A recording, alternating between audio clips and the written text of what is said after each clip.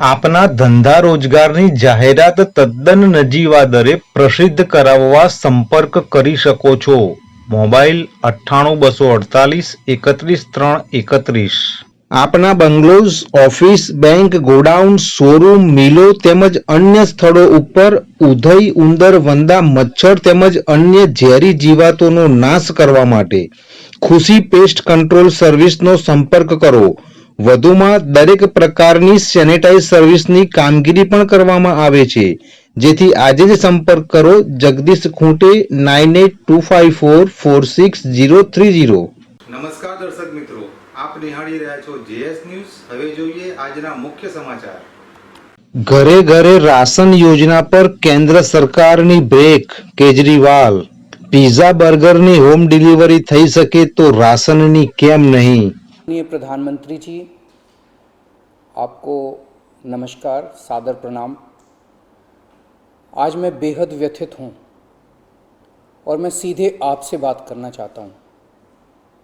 अगर मुझसे कोई हिमाकत हो जाए, कोई भूल हो जाए तो मुझे माफ़ कर दीजिएगा। दिल्ली में अगले हफ्ते से घर घर राशन पहुँचाने का काम शुरू होने वाला था। मतलब अब एक गरीब आदमी को राशन लेने राशन की दुकान पे धक्के नहीं खाने पड़ते, बल्कि सरकार बढ़िया तरीके से अच्छे राशन पैक करके उसके घर भिजवाती। सारी तैयारी हो चुकी थी, टेंडर हो चुके थे, सारी तैयारी हो चुकी थी। बस अगले हफ्ते से ये शुरू होने वाला था। ये क्रांतिकारी कदम होने वाला था और अचानक आपने 2 दिन पहले इसको रोक दिया। क्यों सर? आपने ऐसा क्यों किया? पिछले 75 साल से इस देश की गरीब जनता राशन माफिया का शिकार होती आई है। पिछले 75 सालों से हर महीने फाइलों में जनता के नाम का राशन जारी होता है, पर उनको मिलता नहीं है। अधिकांश राशन चोरी हो जाता है। ये राशन माफिया बहुत ताकतवर है सर, बहुत ताकतवर। आज से 17 साल पहले मैंने इस माफिया के खिलाफ आवाज उठाई थी, इस माफिया को ललकारने की हिम्मत की थी। तब मैं दिल्ली की झुग्गियों में, एनजीओ में काम किया करता था। उन झुग्गियों में गरीबों को उनका राशन नहीं मिलता था, उनका राशन चोरी हो जाता था।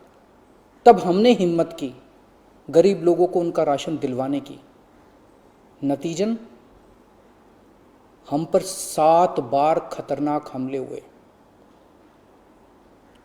और एक बार तो इन लोगों ने हमारी एक बहन का गला काट दिया, लेकिन भगवान के दया से वो बच गई उस वक्त। तब मैंने कसम खाई थी कि इस व्यवस्था को अपने जीवन में कभी ना कभी जरूर ठीक करूंगा। तब तो दूर दूर तक सपने में भी नहीं सोचा था कि एक दिन दिल्ली का सीएम बन जाऊंगा। पर कहते हैं ना कि जब आप निस्वार्थ भाव से कोई संकल्प करते हैं तो ऊपर वाला भी अपने तरीके से आपका संकल्प पूरा करने में मदद करता है। इस ब्रह्मांड की सारी शक्तियां आपकी मदद करती हैं। इस राशन माफिया के तार बहुत ऊपर तक हैं सर। 75 साल में आज तक कोई सरकार इस माफिया को खत्म करने की हिम्मत नहीं कर पाई। दिल्ली में पहली बार एक सरकार आई है जिसने ये हिम्मत दिखाई है। अगर ये घर घर राशन व्यवस्था लागू हो जाती ना सर, ये राशन माफिया खत्म हो जाता। पर देखिए ये राशन माफिया कितना ताकतवर निकला। दिल्ली में ये योजना अगले हफ्ते से लागू होने वाली थी और 1 हफ्ता पहले इन्होंने इसको खारिज करवा दिया। आपने ये कह के हमारी स्कीम खारिज की है कि हमने केंद्र सरकार से इसकी अप्रूवल नहीं ली। ये गलत है सर। हमने एक बार नहीं, 5 बार आपकी अप्रूवल ली है। ये रही सारी चिट्ठियां। केंद्र सरकार को हमने इतने सारे खत लिख के बताया कि हम ये योजना दिल्ली में लागू करने जा रहे हैं। कानूनन हमें दिल्ली में ये स्कीम लागू करने के लिए केंद्र सरकार की कोई अप्रूवल लेने की जरूरत नहीं है। कानूनन इस स्कीम को लागू करने के लिए राज्य सरकार पूरी तरह से सक्षम है, लेकिन हम केंद्र सरकार के साथ किसी तरह का कोई विवाद नहीं चाहते थे, इसलिए हमने एक बार नहीं 5-5 बार आपका अप्रूवल लिया है सर। मार्च के महीने में हमारी योजना पे आपकी सरकार ने कुछ आपत्तियां लगाई, हमने आपके सारे ऑब्जेक्शन पूरे कर दिए। जैसे हमने इस योजना का नाम मुख्यमंत्री घर घर राशन योजना रखा था, आपने ऑब्जेक्शन लगाया कि हम इस योजना का नाम मुख्यमंत्री के नाम से नहीं रख सकते। हमारा मकसद अपना नाम चमकाने का नहीं था, हमारा एक ही मकसद था, किसी भी तरह से ये स्कीम लागू हो और गरीबों को उनका राशन मिलने लगे। हमने आपकी बात मान ली, हमने स्कीम से नाम ही हटा दिया, और भी आपने जितने ऑब्जेक्शंस किए हमने सारे मान लिए। इस सब के बावजूद भी आप कहते हो हमने आपकी अप्रूवल नहीं ली। और कैसे अप्रूवल लेते हैं सर? अब और कैसे अप्रूवल लें? इस सब के बाद भी आपने ये स्कीम खारिज कर दी, क्यों सर? लोग पूछ रहे हैं, अगर इस देश में पिज्जा की होम डिलीवरी हो सकती है, बर्गर की होम डिलीवरी हो सकती है, स्मार्टफोन और कपड़ों की भी होम डिलीवरी हो सकती है, तो फिर गरीबों के घरों में राशन की होम डिलीवरी क्यों नहीं होनी चाहिए? सारा देश जानना चाहता है आपने ये स्कीम खारिज क्यों की सर? आपने ये भी लिखा है कि चूंकि राशन दुकानदारों ने दिल्ली हाई कोर्ट में इस योजना के खिलाफ केस कर रखा है, इसलिए ये स्कीम खारिज की जा रही है। इस बात पे आप स्कीम कैसे खारिज कर सकते हैं?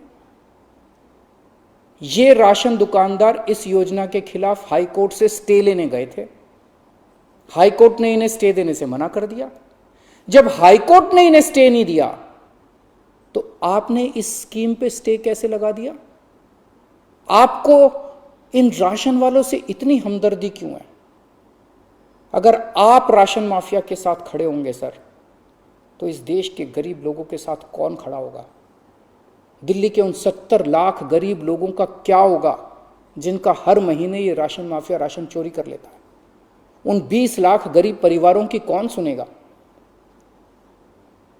और एक बात, उस हाईकोर्ट के केस में केंद्र सरकार भी पार्टी है। कोर्ट में केंद्र सरकार ने अपना जवाब दाखिल किया है। क्या कहा है कोर्ट में केंद्र सरकार ने? केंद्र सरकार ने कोर्ट में हमारी इस योजना के खिलाफ एक भी आपत्ति नहीं की है। जब कोर्ट में आपको हमारी योजना के खिलाफ कोई आपत्ति नहीं है, तो फिर कोर्ट के बाहर अब इस योजना को खारिज क्यों किया जा रहा है? ये कोरोना का बहुत कठिन समय है। मैं कई ऐसे लोगों को जानता हूं जो कोरोना होने के डर से राशन लेने नहीं जाते। राशन दुकान पे भीड़ लगती है, लोगों को लगता है कि अगर वो राशन लेने गए तो उन्हें कोरोना हो जाएगा। ये सब गरीब लोग हैं सर। इनमें कई लोग कोरोना काल में अपनी नौकरी खो चुके हैं, उनके घर में अब खाने को नहीं है। अगर हम उन्हें इनके घर तक राशन पहुंचाना चाहते थे तो इसमें आपको क्यों आपत्ति है? कहा जा रहा है कि तीसरी लहर बच्चों पे भारी पड़ेगी।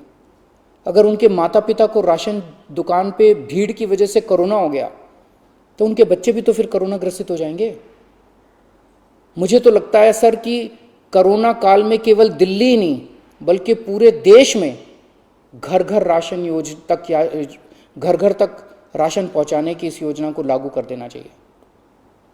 ये दुकानें सुपर स्प्रेडर हैं। राशन की दुकानों पे लगने वाली भीड़ से बचा जा सकेगा। कितने ऐसे बुजुर्ग हैं सर जो राशन की दुकान से राशन लेने नहीं जा सकते? कितनी ऐसी गर्भवती महिलाएं हैं जो राशन की दुकान से राशन नहीं ला सकती? अगर हम उनके घर राशन पहुंचाना चाहते हैं तो इसमें क्या समस्या है? केंद्र सरकार के कुछ ऑफिसर कह रहे हैं कि इस स्कीम के खारिज होने का असली कारण यह है क्योंकि केंद्र सरकार का राशन है। ये योजना लागू करके दिल्ली सरकार को इसका श्रेय क्यों मिलना चाहिए? सर यकीन मानिए, ये काम मैं रत्ती भर भी क्रेडिट के लिए नहीं कर रहा। मेरा सिर्फ एक ही मकसद है, किसी भी तरह गरीबों को उनका पूरा राशन मिले। आप प्लीज मुझे ये लागू कर लेने दीजिए। सारा क्रेडिट आपका, सारा श्रेय आपका। मैं खुद सारी दुनिया से कहूंगा खड़ा होकर कि ये योजना मोदी जी ने लागू की है। और फिर ये राशन ना आपका है ना मेरा है, ये राशन ना आम आदमी पार्टी का है ना भाजपा का है। ये राशन तो इस देश के लोगों का है और इस राशन की चोरी रोकने की जिम्मेदारी हम दोनों की है। इस वक्त देश बहुत भारी संकट से गुजर रहा है। ये वक्त एक दूसरे का हाथ पकड़ के मदद करने का है। ये वक्त एक दूसरे से झगड़ने का नहीं है। लोगों को लगने लगा है कितनी मुसीबत के समय भी केंद्र सरकार सबसे झगड़ रही है। आप ममता दीदी से झगड़ रहे हैं, झारखंड सरकार से झगड़ रहे हैं, आप लक्षद्वीप के लोगों से झगड़ रहे हैं, महाराष्ट्र सरकार से लड़ रहे हैं, दिल्ली के लोगों से लड़ रहे हैं, किसानों से लड़ रहे हैं। लोग इस बात से बहुत दुखी हैं सर कि केंद्र सरकार सबसे लड़ रही है। ऐसे देश कैसे चलेगा? आप हम सबसे क्यों लड़ रहे हैं? हम सब आपके ही हैं, हम सब भारतवासी हैं। ऐसे में हम सब आपस में लड़ेंगे तो कोरोना से कैसे जीतेंगे? हमें आपस में नहीं लड़ना, हम सबको मिलके कोरोना से लड़ना है। कल सब लोग अखबारों की ये हेडलाइन पढ़ना चाहते हैं, मोदी जी ने दिल्ली सरकार के साथ मिलके दिल्ली के हर गरीब के घर राशन पहुंचाया। ये पढ़ना चाहते हैं लोग टीवी चैनलों पे ये ब्रेकिंग न्यूज़ देखना चाहते हैं कि मोदी जी और केजरीवाल ने मिलके दिल्ली के लोगों के, गरीब लोगों के घरों तक राशन पहुंचाया। लोग ये खबर पढ़ना चाहते हैं सर, लोग ये खबर सुनना चाहते हैं। लोग ये नहीं सुनना चाहते कि केंद्र सरकार ने फिर से दिल्ली सरकार से झगड़ा कर लिया, कि केंद्र सरकार ने फिर से दिल्ली सरकार की एक और अच्छी योजना पर रोक लगा दी। मैं हाथ जोड़ के दिल्ली के 70 लाख गरीब लोगों की ओर से आपसे विनती करता हूं, सर प्लीज इस योजना को मत रोकिए। ये राष्ट्रहित में है, इसे होने दीजिए। आज तक राष्ट्रहित के सभी कामों में मैंने आपका साथ दिया। मैंने हमेशा कहा है कि राष्ट्रहित के किसी भी काम में राजनीति नहीं होनी चाहिए। अगर कोई विपक्षी पार्टी की सरकार भी राष्ट्रहित में कोई काम करती है, हम उसका साथ देते हैं। राष्ट्रहित के इस काम में आप भी हमारा साथ दीजिए सर। अभी तक की सरकारों ने देश के गरीब लोगों को 75 साल तक राशन की लाइन में खड़ा रखा। इन्हें और अगले 75 साल राशन की लाइनों में खड़ा मत कीजिए सर, नहीं तो ये लोग मुझे और आपको कभी माफ नहीं करेंगे। जय हिंद।